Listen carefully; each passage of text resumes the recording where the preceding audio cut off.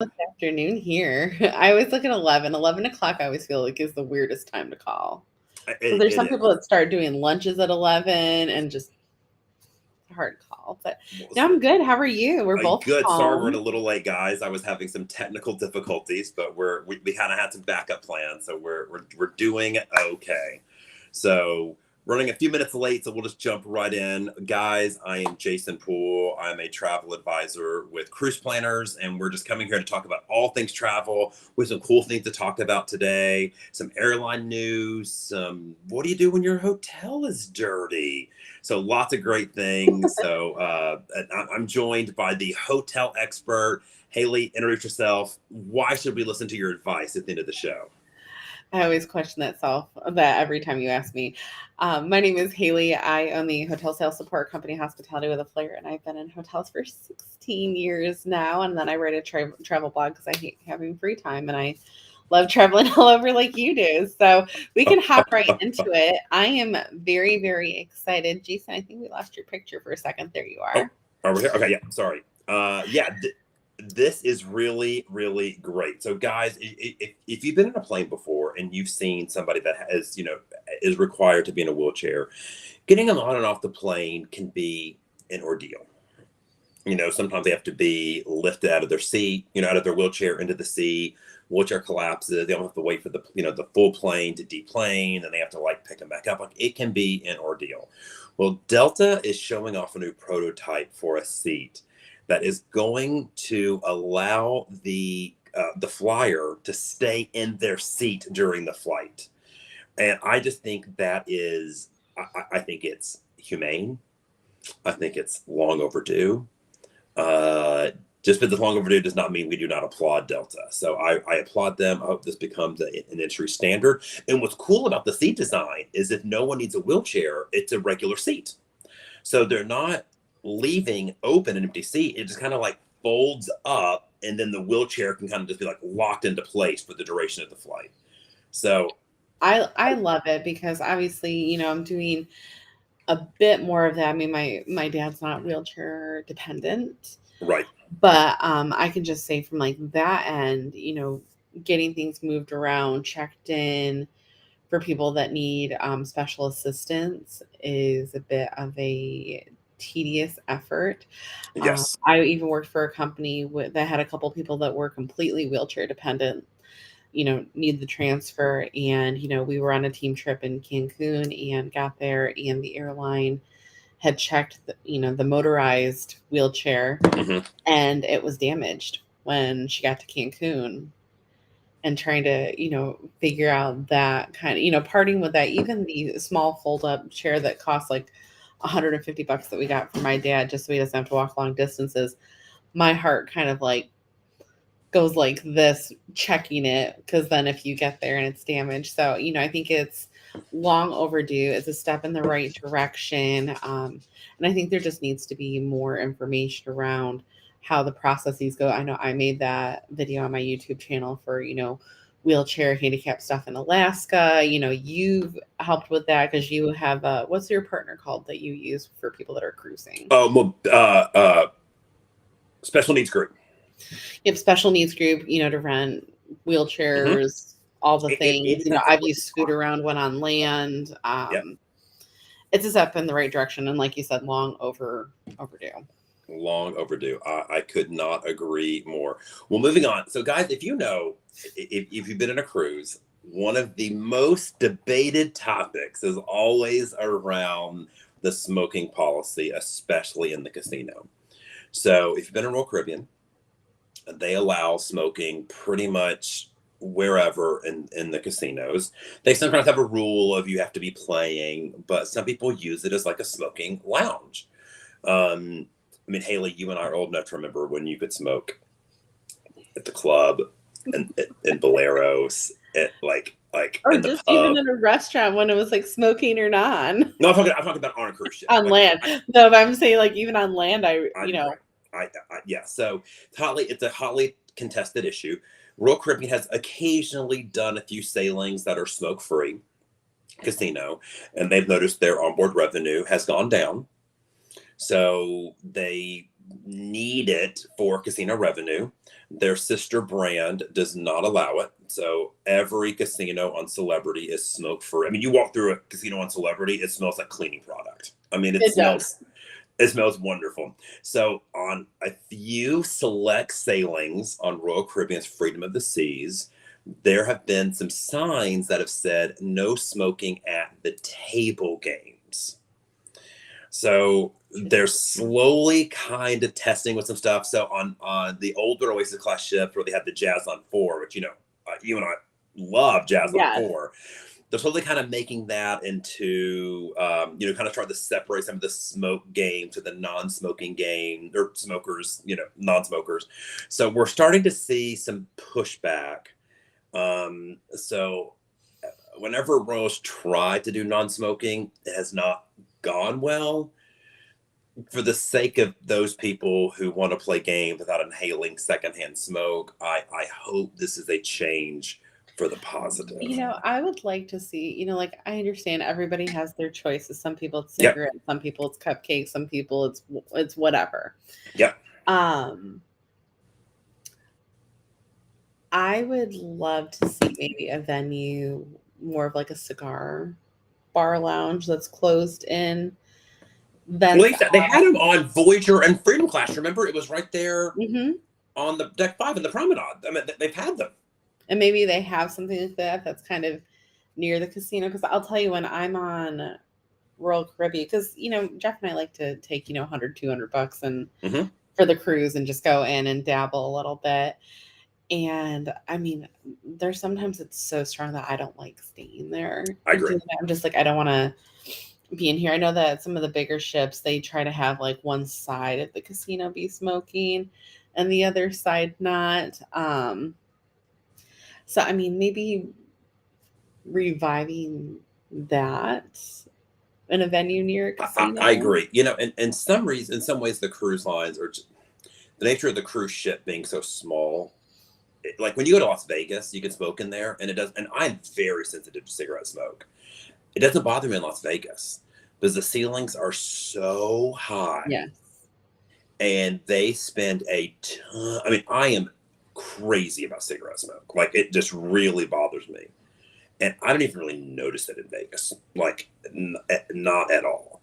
And now that I'm thinking about it, when I was on Norwegian, the Prima, I went to the casino, and I don't think people were smoking in there. So I don't think Norwegian does it either. So I hope there's a change for the better. On the Prima, though, they did have a cigar bar, which is cool for those who want to go like smoke and have a drink in the cigar. The only negative is, even when the doors were closed, it was a double door. You walked by it, and there was a bar next to it, and the bar was a nice like tequila bar. I couldn't be anywhere near it because it just reeked of the cigar bar next door. I mean, just vile. So Beachfront Dave is like, it's cigarettes and cupcakes. It's cigarettes and cupcakes. Right. So true. So hopefully keep an eye on this. If we have any more updates, we will bring them to you. All right. I mean, I thought this was great. So as we talked about, I think it was a week ago, a judge said that the American JetBlue Alliance, what they were calling the Northeast Alliance, had to be terminated. It violated some antitrust laws. It was anti-competitive, et cetera, et cetera. They were told to basically terminate it like very, very soon. And American and JetBlue came back and were like, hey, it's going to be a little time before we can kind of like unravel this. But look, there are people who bought a JetBlue flight with their AA membership, and they expect to get earn their loyalty points from it. And I think that's totally fair. Fair. 100%. I think it's within whatever the year out is, you shut it off, whatever. Right. So a judge gave it a little more time to dismantling it. They're asking them for any ticket sold before the date, they'll still honor it. I think this is interesting. American is appealing the decision. JetBlue has not said if they're going to appeal or not because they're in their own legal battles with, the merger with Spirit and, trying to acquire that. The DOJ is fighting that merger. So JetBlue might be just kind of like, we're out, American. If you want to fight the battle, knock yourself out. You can go spend the money. You can go spend the money. We're busy fighting the DOJ with another merger. But hopefully, though, the consumers that bought a ticket will be protected. I hope. What's funny though is I actually kind of understand the merger with Spirit a little bit with JetBlue because I kind of always found that like JetBlue has Mint class is great. Jarvis is just on it and said that it was wonderful. But I always kind of struggled with JetBlue. They kind of were more of that Southwest-esque style family carrier. And then merging, trying to, push the level. They have their own basic economy and stuff now. But I struggle with it because it doesn't have like a first class. Right. It's like you're not a traditional like legacy. Yeah, but they're trying to be a legacy carrier with Mint on long haul, which we didn't even talk about, not in the show notes, but JetBlue just announced a new unique route, first time ever, nonstop LAX to the Bahamas. Like they just announced it. And so it's that is a long haul. That's a long haul. So, and they're going to offer Mint service on it. And, it's just like, so they're trying to play the legacy game in some in some markets. Yeah. And then in some markets like Nashville, they're competing with Southwest, right? So, so they're running the same route as Southwest a lot of times out of Nashville, but it's not, there's not first class. There's not, it's just, you can do the even more seats. If you the even more rooms. Because I had somebody tell me, I was like, oh my God, that makes no sense. JetBlue trying to merge. The model's not that far off. No, it's not. It's not. Like, that's kind of where I went on it. But with JetBlue, you can do different levels, and if you do they don't call it basic economy. And Spirit has their like big upfront seats that are first class seats, and it's not. I don't think it's that far off the mark. Yeah, no, I agree. I agree. All right. Question of the day. So, a little background, guys. If you don't know, Haley did this awesome Insta. I think it was an Insta reel and a TikTok about a year ago. Almost it'll be a year in August. About a year ago, about bed bugs in hotels, right? Totally freaked me out. Like she got interviewed by USA Today and Business Weekly. She did some interviews, right? Yeah. About this, and totally grossed me out. Right, completely grossed me out. Like you go to your hotel room and search for bed bugs. Like grossed me out. But it was, it was great advice, right? So then that kind of led me to be a little more cognizant and looking at the condition at the hotels. Haley just stayed at a hotel, which was in subpar condition. I will let her tell the story. So then that led me to ask, what do you do when you get into a hotel room and it is dirty? Not necessarily just bed bugs, like it's just dirty. So, Haley, you can tell the abbreviated story if you want, but then let's focus on... What do you mean by abbreviated? I'm surprised I'm allowed to tell this story. Oh, no, you are. I want to focus on what do we do? What do we do? Okay, so I checked into a hotel. My brother was graduating and, used points to get a suite because my dad was traveling and I wanted to have, a whole separate, sleeping area for him. These suites had 2 full bathrooms, which worked great because Olivia was with us. So did that. And normally when I'm loving a room, and this room overall on a whole was great, I take a little video, I post it to Instagram, to TikTok, because I like to share good things. And I kind of go through, I have a little checklist on Instagram and TikTok, and it's about to go on YouTube too, of the things that I look at when I check into a hotel room. So one of the first things that I do is I do the bed bug check, of course, because I don't even let my suitcases and stuff go lay on a bed or anything until that's done, generally speaking. Right. So once that looks good, lights off, flashlight, lights go back on. I check the mini fridge, microwave, and coffee pots, because that tends to be in my opinion, in 16 years, one of the most frequently missed or forgotten about spots. If it has a sleeper sofa, I kind of like pull that out and take a look Okay. Yep. underneath. And then of course I just kind of like run my fingers with like a tissue or something on surfaces like, headboard, whatnot, to kind of see what the situation is. In this particular hotel, right before, I got started, I was like, okay, let me set my stuff down.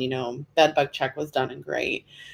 And I was like, let me go use the restroom. And as I'm in the restroom, there's a table and where like, the toilet and stuff are, and there's like contact lenses that are stuck to the top of this table. And I'm like, oh, okay, maybe, that's a little miss. Cause like it kind of took a second because like it was a marbled thing. So I'm like, oh, like, I was kind of figure out what it was. And then I came out and I started doing my check. I lifted up the cushions. There was just like crumbs and stuff all in the couch. There was like this gunk on the wall in the shower. Like it was just, this room was not inspected. Because usually in a hotel, especially that size of full service, a housekeeper will go through the rooms, and then there is somebody that inspects. It's either a housekeeping inspector. If it's a smaller hotel, it'll usually be an ops manager, an AGM.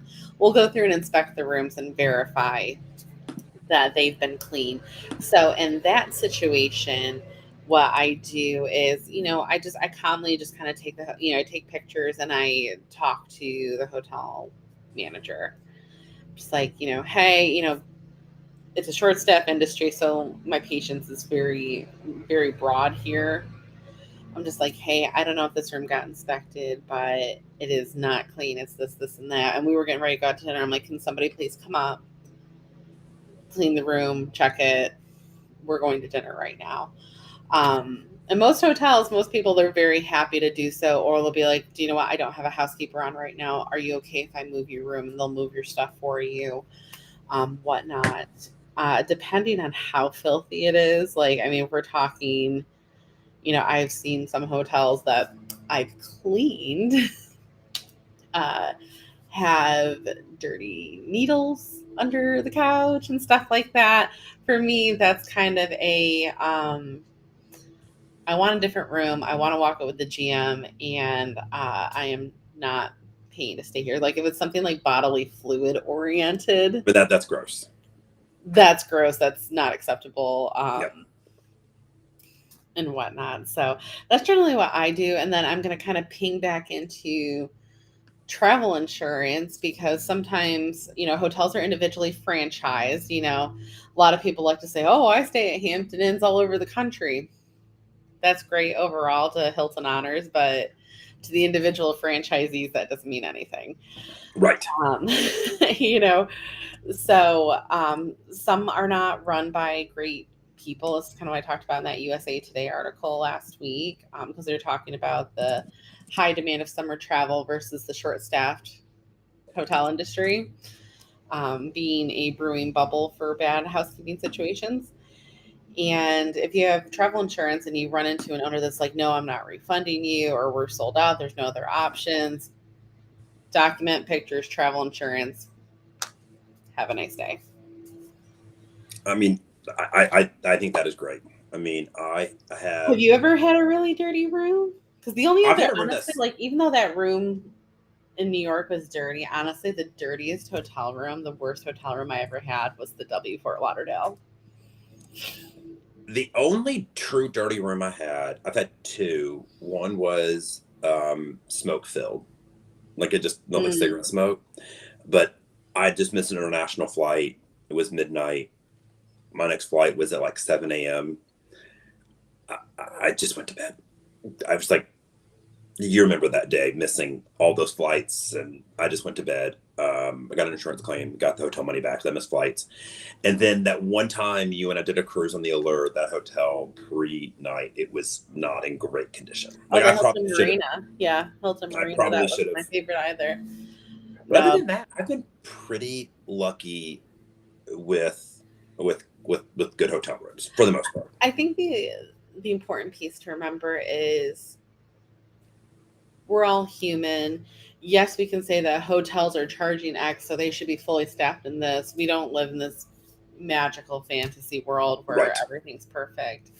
A lot of these hotels are short staffed, and you have housekeepers that have to keep to a certain minutes per room because that's what they're reviewed on. Right. And, when you have a ton of people checking in early, they're rushing trying to get rooms ready. When you check in earlier, there's people that have checked out late and they're rushing trying to get rooms ready by 3. We're human. Things can get missed. Another one I do is I lift up the toilet seat. That's another like big Oh, spot I checked for as well. But a lot of this, like you coming down because maybe you found like cookie crumbs under your sleeper sofa and screaming at a front desk agent that makes $12 an hour. You catch more bees with honey kind of yeah, situation. right. I mean, like Right. obviously depending on the severity of the cleanliness, but unless you say something, that is one of my biggest kickers. The people like, oh, the room is filthy. It's like, oh, did you go down to the desk? Did you call? Well, Right. no. We're all human. I think a little kindness, and sometimes things will get mixed. You could have a housekeeping inspector putting in. So in the Hilton system, it's vacant clean versus vacant ready. Vacant clean means the housekeepers clean the room. Vacant ready means it's been inspected. You can easily accidentally check Right. something. Right. Um, so yes, that's I could go on, but we No, have I mean, I think that's great advice. Great we, advice. It's I think gross. it's gross. But what's really gross is now when you like Google my name and stuff, it's all bed bugs. It's all that bed Oh, bug I have to. article Okay. because so many like sub little like regional newspapers picked up that article from Business Insider and stuff. So now like my name is just synonymous with bed bugs on the internet, which is That is funny. Well, here's another question we have. People was asking me about passport books or passport cards. So this is going to be for Americans. So the passport book is what everybody thinks of. this It's is the that card, my that's little the my little yeah baby. yeah. So the book is what everyone thinks of. It has the pages for the stamps, right? Everyone has that. But when you're getting a passport, you have the option of the book or the book and card. And people are like, should I do the book and card or just the book? There are 3 real differences between the book and the card. The first is just price. There's a bunch of different, like, if they're under 16, it's this much, over 16, this much. If they're renewing, it's this much. But on average, like for first timers, it's about $30 more to get both. Okay. When you're renewing, it can be a little less, minors a little less. But for the most part, first timers, $30. Now, the size and the purpose are the next things, right? So the passport card is the size of just like a state driver's license, right? So it can fit in a wallet. It's really easy. The purposes of the 2 are very different. So a passport book is required for all international travel. Okay. So you can't just fly with the card and it work. Okay. Only a handful of countries accept the passport card for entry to the country. It's Canada, Mexico, Bermuda, and then a bunch of the Caribbean countries will accept the card. But what's nice about the card is it is real ID. So, they keep pushing back the deadline for the real ID in the United I don't States. believe it's Well, ever going to I happen. was never going to happen. It's crazy. My driver's license is still not real ID at this point. I'm just going to wait for it to expire. But I always have my passport, right? Like Well, I have my yeah, and passport. I've even when I'm traveling for work, I just carry my global entry card. Right, right. And so that can be used, and the passport book can be used as an ID. And when I am traveling internationally or even in the Caribbean, for a cruise, I used to be team keep your passport with you. There were a lot of debates about that, if you remember us going back and forth a lot. There's a lot of debates on that. I I think have still to now, this day, I occasionally see a little there is, flutter of I that have debate. changed my tune a little bit. Now that I have the passport book and card, I leave the book in the safe and I travel with the card. But it's a legal ID. You can use it if you need to, like, buying something.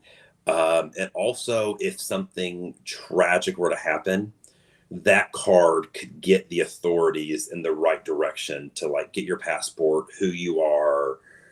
Like, so I have both. It's not that much, not more It's not that expensive. much more. What is it, like $30 more? Like I Like said, first time applicant, $30 to renew. It's, I think, the same price. For minors, it's a little less. So I mean, it's not that expensive. So I like having both. It's just another form of ID, especially like when I go to Rome and I'm there for a couple of days. The passport book is going in the safe. I will walk around Rome with the passport card in my wallet.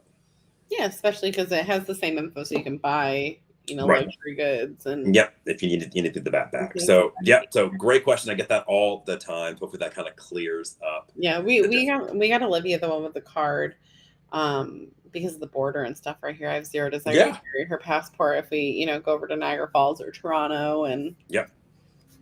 and whatnot. But that was a good one. So I hope you guys liked this one today. We will be back next week. When do you leave?